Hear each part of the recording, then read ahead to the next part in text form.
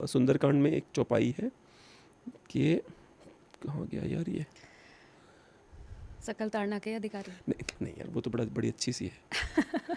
अब ये देखिए, जेहि पुर दहेउ हतयु सुत तोरा सकल कपिन मह तेहि बलु थोरा। जो राक्षस हैं जो जाते हैं वो करने के लिए कि देखते हैं, जब विभीषण चले जाते हैं वहाँ पे तो कुछ गुप्तचरों को भेजते हैं ये रावण कि जाइए देखिए कौन क्या चल रहा है वहाँ पे। तो गुप्तचर जब भगवान राम जिस तरह से क्षमा करते हैं विभीषण को गले लगाते हैं तो गुप्तचर भूल जाते हैं कि हम राक्षस हैं। जैसे वो भूलते हैं उनका असली रूप सामने आ जाता है क्योंकि मंकीज बने होते हैं अदरवाइज वो, तो उनको पकड़ के बहुत पीटा जाता है। तो फाइनली उनको लक्ष्मण क्षमा करके वापस भेज देते हैं।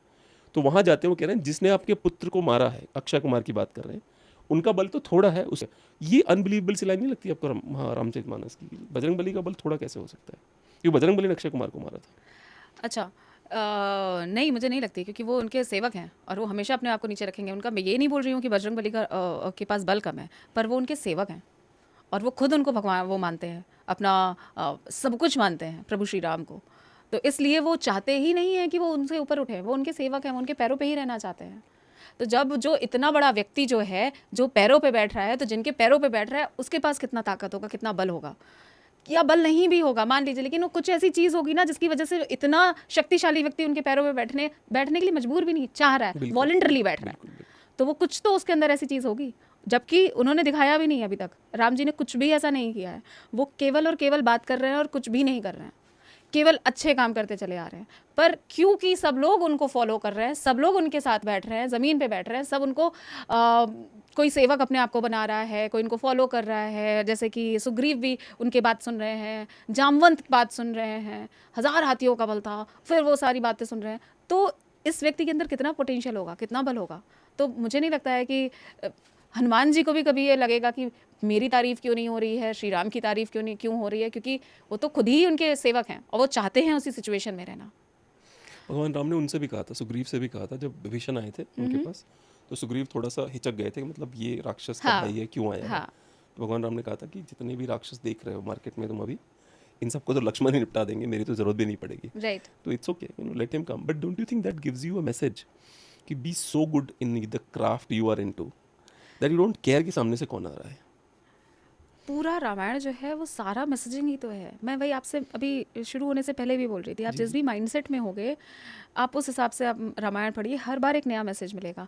आप उसमें एक राजधर्म जो बोला जाता है ना हमेशा से, तो राम जी के चातुर्य को दिखाता है ना, कि वो इतना सेल्फ सफिशिएंट या सेल्फ अवेयर हैं, सेल्फ अवेयर होने की, कि भाई मैं इस धनुष के साथ, नॉर्मल धनुष के साथ ज़मीन पे खड़े होकर, लास्ट में उनके पास आया था रथ, जब रावण से युद्ध हुआ था तब इंद्रदेव ने अपना रथ भेजा था, तब तक उन्होंने ज़मीन पे खड़े होकर युद्ध करा था।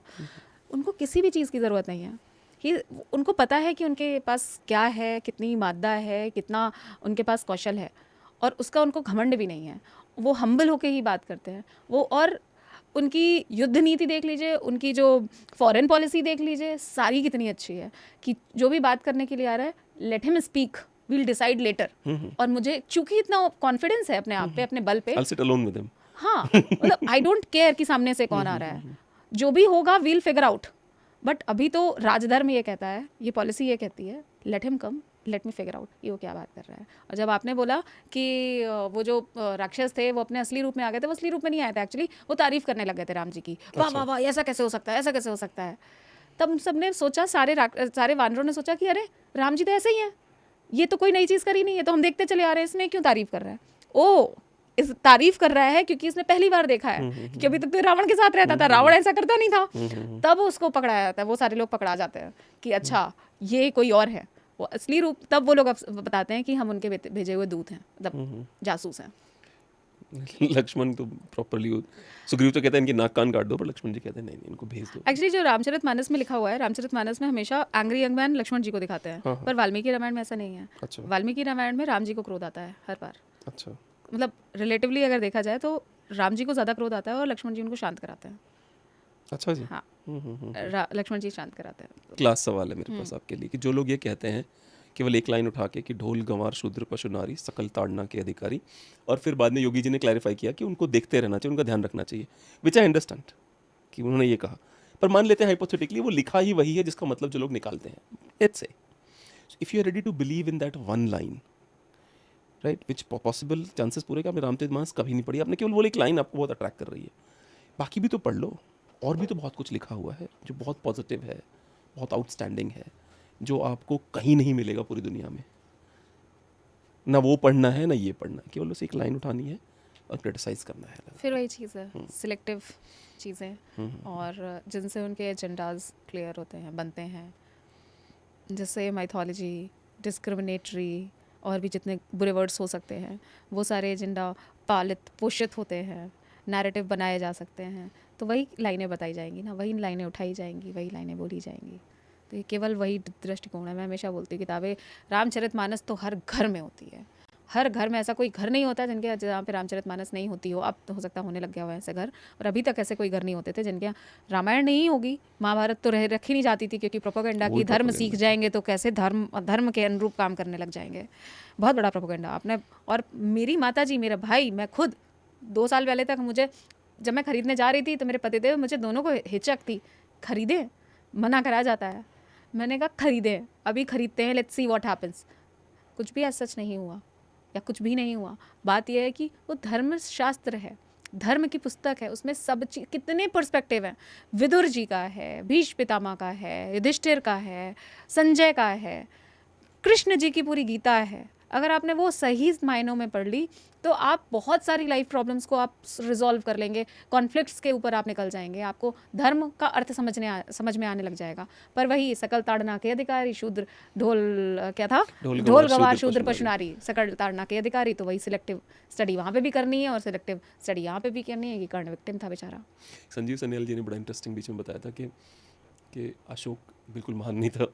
वो सुना था, नहीं सुना था आपने? अशोक महान नहीं था। हाँ, तो उन्होंने वो कहा था कि ये जिस कलिंग को जीतने पे सो कॉल्ड से बौद्ध बन गया था, और ये हो गया था और वो हो गया था, तो वो उसके 4 साल पहले शायद वो बौद्ध था। और जो लाइन उसने लिखवाई थी कि मैंने यहाँ पे इतना अत्याचार करा, वो जो कौन सी पहाड़ियाँ हैं वहाँ पे जिसमें वो लगवाता था, उड़ीसा में है वो पहाड़ियाँ, जिस पे जैनियों का बहुत अच्छा सा मंदिर, मैं गया था रिसेंटली वहाँ पे, तो मुझे भी याद नहीं आ रही, बहुत बहुत फेमस पहाड़ियाँ हैं वो। तो उसी पे वो अपना वो लिखवाता, जो उसके विष्णु दासी बना था ना बीच में, तो वही हर जगह बोलता है मैं विष्णु की दासी हूँ, बोलता है। तो वो वाला जो पत्थर है कि कलिंग के युद्ध में तो ज्ञान प्राप्त हुआ, तो वहाँ पे वो पत्थर नहीं लगा है जिसमें उसने लिखा है कि मैंने कलिंग में इतने लोगों को मारा और मुझे बहुत दुख हुआ था। वो पत्थर लगा है अफगानिस्तान में, मतलब जहाँ पे युद्ध हुआ वहाँ पर नहीं लगवाया भाई ने, वो पत्थर लगवाया अफगानिस्तान में, और वहाँ पे लिखवाया है कि कलिंग में युद्ध हुआ था, तब से मैंने युद्ध बंद कर दिया है और मुझे बड़ा दुख हुआ था उसमें, तो मैंने युद्ध बंद कर दिया। लेकिन उसके नीचे एक और लाइन लिखवाई है भाई ने, इसका मतलब ये नहीं है कि मैं सब भूल के बैठा हूँ, औकात में रहना, क्योंकि कलिंग में जो हुआ था यहाँ भी हो सकता है। ही लिटरली राइट्स इट, लेकिन ऊपर वाली वो लाइन हमें पढ़ाई जाती है, वो जो बाकी लिखा है वो नहीं पढ़ाई। और ये फैक्ट भी तो नहीं बताया जाता है कि तब उसके पहले से ही वो बौद्ध धर्म फॉलो कर रहा था। और वो जो 4 सिंह वाला सिंबल है, वो सिंबल भी इसका नहीं है, वो चंद्रगुप्त मौर्य का सिंबल है। वो 4 सिंह जो है, क्योंकि चंद्रगुप्त मौर्य जब युद्ध करने घनानंद से गए थे, तो उनको पहले युद्ध में हार गए थे और वो भाग गए थे घोड़े पर और बहुत बुरी तरह घायल थे। तो ये गुजरात के पास जो पहाड़ियाँ हैं गिर की, वहाँ पे शायद वो गिर पड़े नीचे, तो सेना आई उनको मारने के लिए, 4 सिंहों ने, कथा कहती है 4 सिंहों ने उनको बचाया। तो उन 4 सिंहों की याद में उन्होंने वो स्तंभ बनवाया कि ये 4 सिंहों का स्तंभ है, उसको भी अशोक के नाम पे डाल दिया कि ये अशोक। तो रियल जो महान आदमी था वो चंद्रगुप्त मौर्य था, जिसने जेन्युइनली इतना बड़ा साम्राज्य खड़ा किया, पर वो फिट नहीं बैठता क्योंकि वो जनता में हिंदू था और पर्सनल लाइफ में जैन था। वो चंद्रगुप्त मौर्य पर्सनल लाइफ में जैन था, जनता में हिंदू था, तो वो समझ में नहीं आता उनको, क्योंकि चंद्रगुप्त मौर्य ने एक और काम बहुत महान किया था। अच्छा, ये जैन वाली बात मुझे नहीं पता थी। हाँ, वो पर्सनल लाइफ में जैन था, तो सबसे बड़ा उसने एक और महान कार्य किया था कि वो जब वो शायद 58 वर्ष का हुआ था, या उसे आई एम एग्जैक्ट एज नहीं पता, पर उसे लगा कि अब मैं ओल्ड हो रहा हूँ। He called Bindusar and he said आज से तुम राजा हो, and he went to Gir mountains, वही गुजरात में, और वहाँ पे वो भूखा और प्यासा रहा लगभग 19 दिनों तक, और उसने अपना शरीर त्याग दिया था जैन तरीके से। तो ये होता है राजा जिसको राज्य का मोह नहीं होता। अशोक लिटरली, उसके बारे में यहाँ तक कथाएं हैं कि he was sitting on the bed, इतना मोह था राज्य का, लेकिन अपने पुत्र को राजा नहीं बनाया उसने। अंतिम के 5 वर्ष यह आलम था कि कितने ही राज्यों ने बोला कि हम तुम्हारे अंडर नहीं आते। Kalinga was the first one who said we are not under Ashoka anymore. उन्होंने अपना वो लगवा दिया जाके, जहाँ पे इसमें लगवाया था आज से कलिंग मेरा है पत्थर, वहाँ पे उन्होंने अपना पत्थर, आज से कलिंग आज़ाद है। ऐसे ही बड़े सारे राजाओं ने अपने आप वो कर दिया, तो बिल्कुल भी महान नहीं था। इट्स जस्ट दैट कि उसकी बाकी की बातें छुपाई जाती हैं। जिस राजा को सत्ता से मोह हो जाता है, उसका इतिहास केवल झूठ ही उसको इतिहास में बचा सकता है। सच जो कुछ लोग होंगे उनको हमेशा पता होता है। अशोक के साथ जो हुआ था, ऐसा ना हो कि अभी जो करंट चल रहा है उनके साथ भी ऐसा कुछ हो जाए। सत्ता का मोह is the most dangerous thing you can have.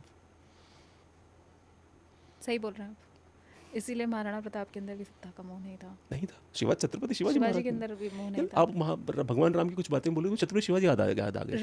भगवान राम के अंदर मोह नहीं था। मोह नहीं था, जीरो मोह था, कोई सत्ता का मोह नहीं था उनके अंदर। हम पांडवों को देखते हैं तो इन अ वे हम्म, उन्होंने, वैसे तो सत्ता के लिए ही युद्ध हुआ बिल्कुल।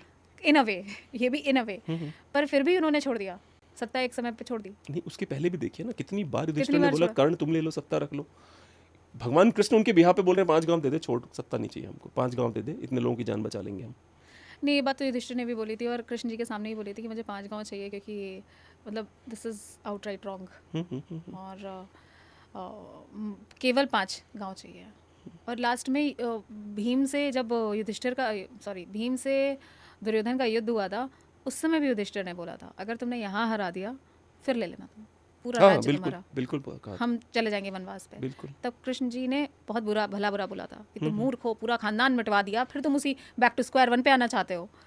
तो फिर भी वो माने नहीं थे, मतलब फिर वो इसी पे ही युद्ध हुआ था कि अगर ये हार गया दुर्योधन यहाँ पे तो फिर ये लोग वनवास जाएंगे। तो एज सच उनको भी कोई सत्ता लोलुप नहीं थे वो भी। बिल्कुल, मुझे लगता है सत्ता का मोह सबसे खतरनाक मोह होता है।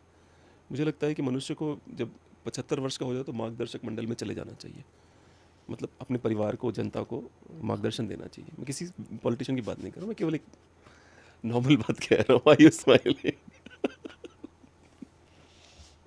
चलिए, आज के लिए बहुत अच्छा लगा, it was wonderful talking to you. Thank you so thank you much, so same much for here. Coming to our show. बहुत जेन्युइनली बहुत मजा आया, थैंक यू।